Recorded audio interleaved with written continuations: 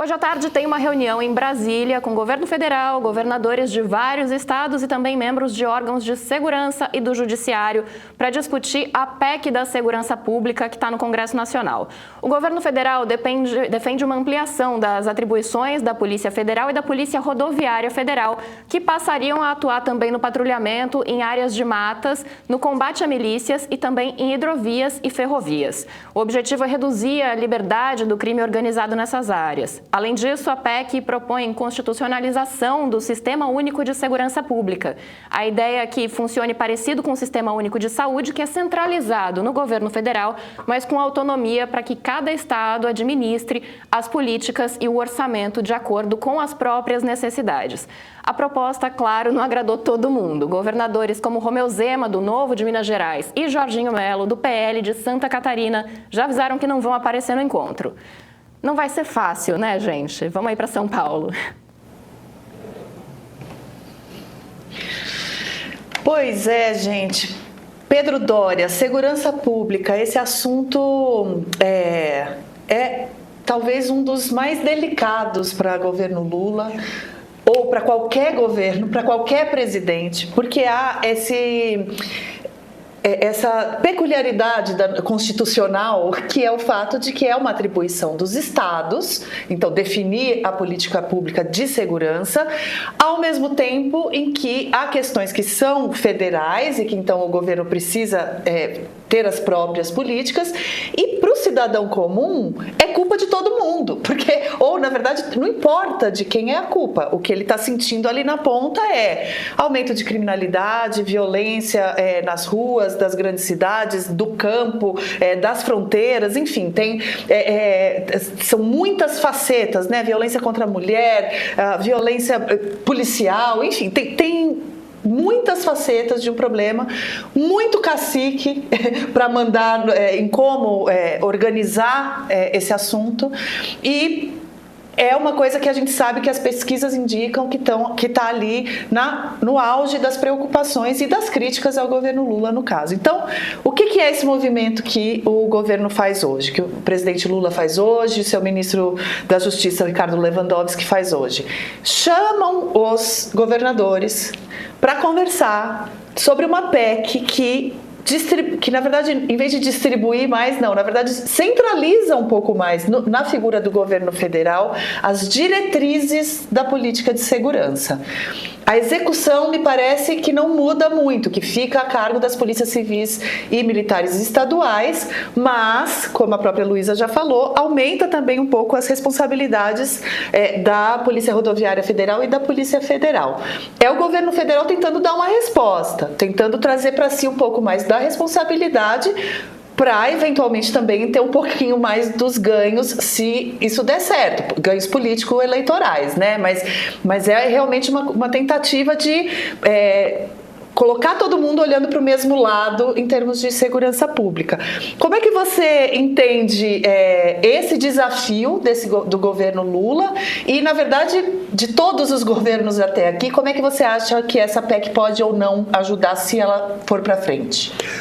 Flávia, primeiro ponto que eu acho que a gente precisa estabelecer aqui é o seguinte: se você pega todas as ONGs que estudam segurança pública, todos os especialistas, se existe um tipo de consenso o governo federal deveria já centralizar em Brasília o controle, a estratégia da segurança pública há algum tempo. Quer dizer, o que o governo federal está fazendo não é nenhum absurdo se você pergunta para os especialistas. Pelo contrário, a política está correta. O ponto é o seguinte: eu acho que vale a gente dar alguns passos atrás e vamos para a história. Eu sempre gosto de história. Em 1988, a gente promulgou a Constituição.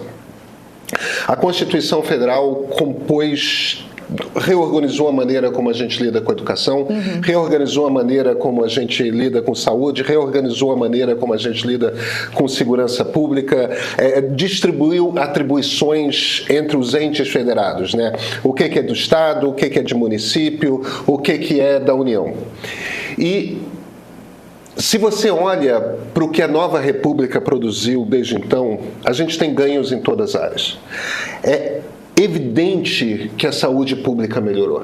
A saúde pública melhorou imensamente. Gente, eu não estou dizendo que está bom.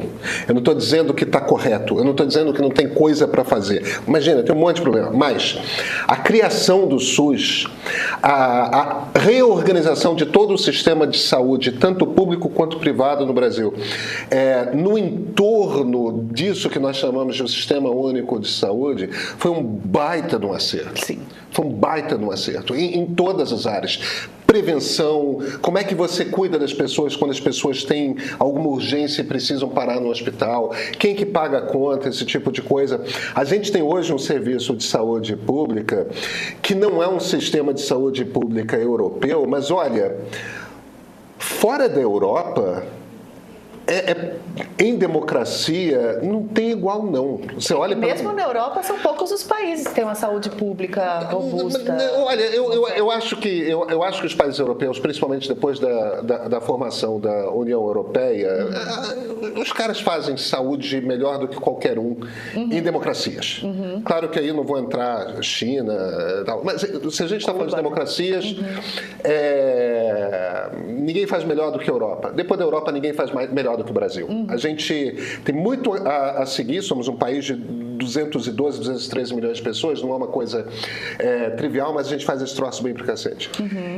Educação pública, de base, a gente deu um grande salto que foi a universalização do ensino público.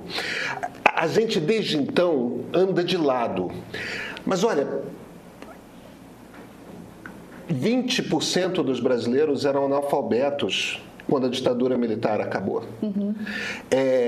A gente resolveu isso. Não, existe analfabeto funcional, tem um monte de problema, tem criança que lê com hesitação, Eu não estou dizendo que a gente não tem problema na educação pública, porque a gente tem. Agora, se a gente usa, de novo, como marco principal 1988, nós hoje educamos mais e melhor brasileiros do que fazíamos em 1988. Quando a gente vai para a segurança pública, piorou. Se existe uma área que é a responsabilidade evidente do Estado, em que a nova república é um fracasso, é a segurança pública. É claro que o problema de segurança piorou porque houve um tipo de profissionalização do crime que a gente sempre falou de crime organizado, mas falar de crime organizado nos anos 80 era uma piada. Entendeu? Comparado com hoje? O Comando Vermelho do Escadinha, lá no Rio, aquilo era uma bagunça, entendeu? Não era o que é hoje.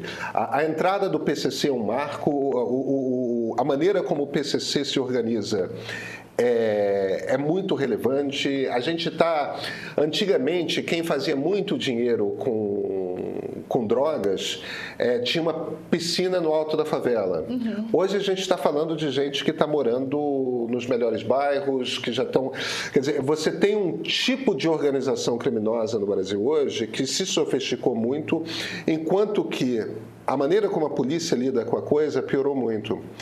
E um dos problemas é que o crime organizado se caracterizou, se tornou uma operação nacional, se tornou, na verdade, uma organização transnacional. Isso, exato. Entendeu? E se você não tem uma operação centralizada para acompanhar isso, você não consegue resolver. E aí você tem os problemas de degringolação generalizada de muitas polícias locais.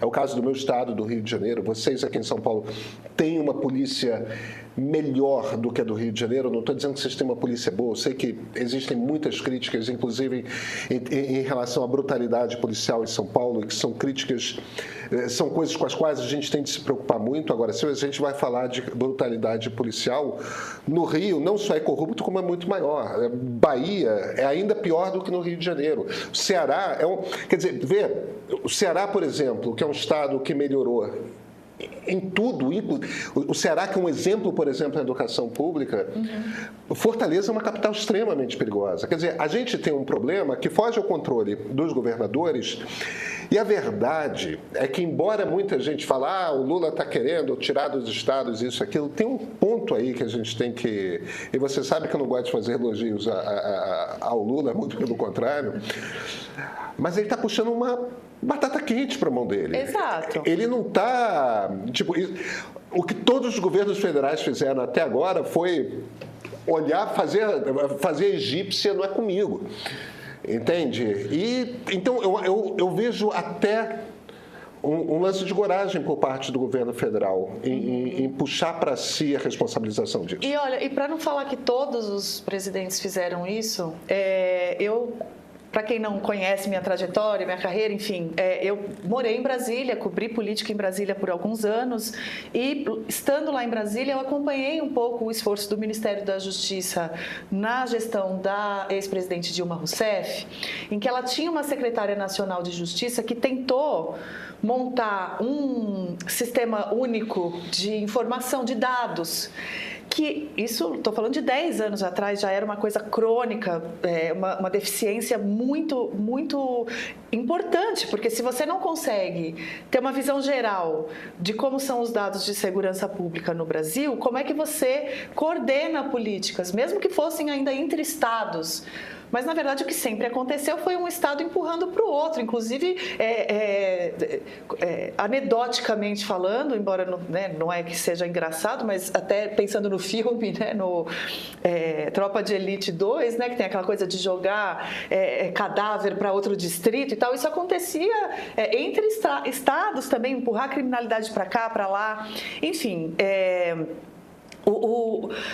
havia ali um esforço muito, muito grande de nacionalizar os dados, de integrar um pouco mais até a linguagem das polícias em variados estados, porque, por exemplo, o feminicídio tinha 6 nomes diferentes em boletins de ocorrência.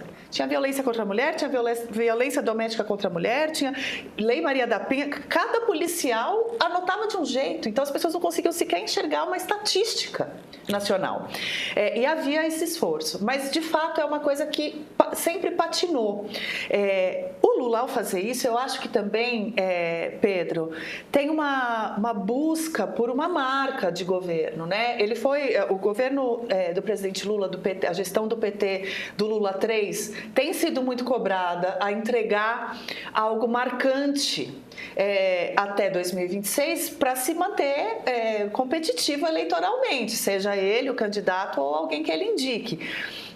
E também tem uma coisa, essa semana tinha uma expectativa de um pacote econômico. Essa reunião dos governadores de hoje já estava marcada fazia um tempo, não é uma coisa que saiu da cartola, não, para tapar o buraco do pacote econômico que está demorando um pouquinho mais. Mas o que eu quero dizer é isso, assim, embora seja uma batata quente, tem uma importância para o governo Lula fazer esse movimento, porque ele pode ter nisso uma marca importante do seu governo, se for bem sucedido, se for uma PEC que não é uma PEC que vai dar resultado de um dia para o outro, mas se ele conseguir aprovar uma PEC dessa com o apoio da maioria dos governadores, é um marco bem relevante. E também porque é um desafio que ele tem desde a campanha. A direita e a extrema-direita em particular sempre buscou em campanhas eleitorais, a gente viu nas eleições municipais isso também, mas na eleição presidencial isso foi também muito, muito claro, tentou associar a esquerda ou a centro-esquerda ao crime organizado. Não só falar que tem uma incompetência ao lidar com eles, mas associando, falando, não, são cúmplices, são parceiros. O Lula tomou posse com o desafio de ajudar ali a resolver a segurança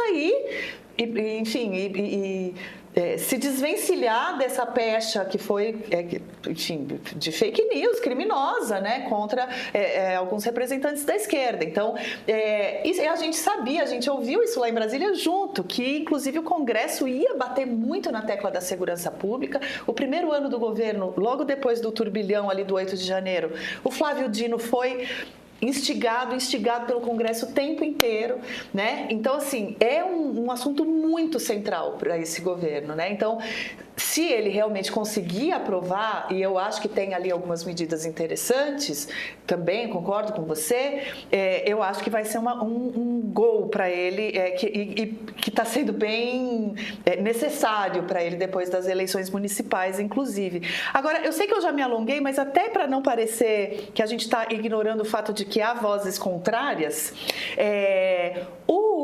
os governadores do Sudeste e do Sul, eles têm um consórcio, né, que se chama CONSUD, se eu não me engano, se eu não estou falando errado, tá até com o nome dele aqui, COSUD, não sei como se pronuncia, COSUD. E eles apresentaram algumas propostas para serem acrescidas à PEC. E algumas delas são, inclusive, muito boas. E o Lewandowski respondeu. Hoje o Zema deu um truco ali, falando, nós não vamos na reunião porque o Ministério da Justiça nem respondeu às nossas demandas. A resposta do Lewandowski foi, não, eu não só respondi, eu estive no encontro desse consórcio, mas justamente a reunião de governadores é para ouvir essas demandas e tal. Enfim, aí é da disputa discursiva aí dos campos. Mas entre as propostas que os governadores fizeram, tem uma que eu destaco, que é definir melhor, que a PEC defina melhor os critérios de abordagem policial. E o argumento deles é que isso dá mais segurança para o agente de segurança, mas também para a pessoa que está ali sofrendo uma revista, né, uma busca no veículo e tal. Então, eu acho que se... Eu sou uma otimista. Ontem eu fui otimista com a Marilisa, ela tirou sarro de mim. Eu sou otimista, gente, desculpa, fazer o quê, né? Da minha personalidade. Mas eu acho que se os governadores e o presidente e o ministro conseguirem ter uma conversa de adultos, que eu tenho muita esperança que eles tenham, a gente tem muito a ganhar com uma proposta de emenda constitucional que resolva alguns desses nós, tanto de diretriz de política pública como de legislação mesmo, de arcabouço legal.